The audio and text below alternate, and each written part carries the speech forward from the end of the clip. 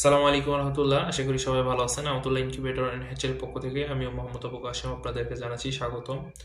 তো আজকে ছোট্ট একটা শর্ট ভিডিও নিয়ে চলে আসলাম। আজকে মূলত আমাদের একজন ভিউয়ার্স আমাদেরকে বলেছেন যে ডিম থেকে বাচ্চা ফুটে বের হওয়ার পর আমরা কত ঘন্টা পর এটাকে ব্রুডারে দিব, বা কি কি খাবার দিব, বা কখন খাবার দিব, এই বিষয়ে জানতে চেয়েছে।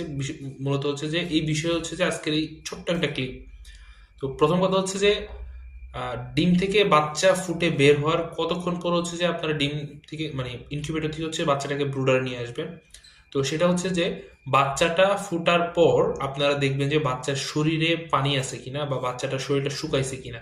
শুকানোর পরে যখন দেখবেন যে বাচ্চাটা একটু উঠতেছে, হাঁটতেছে, চলতেছে, ঘুরতেছে, তখন হচ্ছে বাচ্চাটাকে আপনারা বের করে নিয়ে আসবেন। অথবা দেখবেন যে বাচ্চাটা সবুজ পায়খানা করতেছে।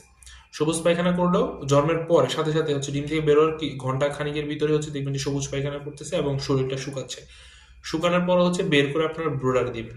ব্রুডারে দেওয়ার পরে ওদেরকে প্রথমে আমরা সবসময় বলি যে লাইসোবিটের পানিটা খাওয়ানোর জন্য। লাইসোবিটটা খাওয়ালে হচ্ছে বাচ্চার রোগ প্রতিরোধ ক্ষমতা বাড়ে, ধকল থাকলে ধকল কেটে যায়।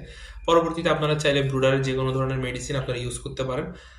আর খাবারটা কখন দিবেন সেটা হচ্ছে যে ব্রুডার যখন ইনকিউবেটর থেকে বের করে ব্রুডারে নিয়ে আসবেন, তখনই হচ্ছে যে দেখবেন ওরা ঠোকরাঠুকরি করতেছে, একজন আরেকজনের পা কামড়াচ্ছে, বা ব্রুডারের ভিতরে যে চট বা কাগজের জন্য এখানে ঠোকর দিচ্ছে। তো ওখানে হচ্ছে যে আপনারা স্টার্টার ফিড যেটা হয় এটা ছিটিয়ে দিবেন, দেখবেন যে আলহামদুলিল্লাহ খাওয়া শুরু করবে। তো আরেকটা জিনিস জিজ্ঞেস করেছিল যে আমরা পানি আগে দিব নাকি ফিড আগে দিব, সেই বিষয়টা। তো আপনারা চাইলে পানি ফিড একসাথে দিতে পারেন, ওর যেটা দরকার সে ওটা নিয়ে খেয়ে নিবে। ওর যদি পানির পিপাসাটা বেশি থাকে ও পানি খাবে, তারপর খাবার খাবে, অথবা ওর যদি খাবারের তাড়নাটা বেশি থাকে তাহলে হচ্ছে ও খাবার খেয়ে তারপর হচ্ছে পানি খাবে। এই হচ্ছে যে কথা। আশা করি বুঝতে পারছেন। যদি বুঝতে পারেন অবশ্যই আমাদেরকে কমেন্টে জানাবেন। আর আপনাদের যদি ইনকিউবেটর রিলেটেড কোনো ধরনের ইনফরমেশন জানার থাকে অবশ্যই আমাকে কমেন্ট করবেন। আমি ইনশাল্লাহ সেই বিষয় নিয়ে বিস্তারিত ভিডিও নিয়ে আসবো। আর যে ভিউয়ার্স আমাদেরকে এই কমেন্টটা করেছেন, ওনার আসলে হ্যাচিং হতে হতে আমরা ভিডিওটা দেওয়ার কথা ছিল, বাট আমাদের এখানে এত পরিমাণ কাজের প্রেশার, যার কারণে মূলত হচ্ছে যে আমরা সময় করে তুলতে পারতেছি না। তাই ভাবলাম এখন একটা শর্ট ভিডিও আপলোড করে মোটামুটি স্বামী সময়ের একটা ধারণা দিয়ে দিই। তো আশা করি বুঝতে পারছেন। সবাই ভালো থাকবেন। আমাদের চ্যানেলটাকে সাবস্ক্রাইব করবেন। ফেসবুক পেজ থেকে দেখলে অবশ্যই ফলো করবেন। আসসালামু আলাইকুম রহমতুল্লাহ।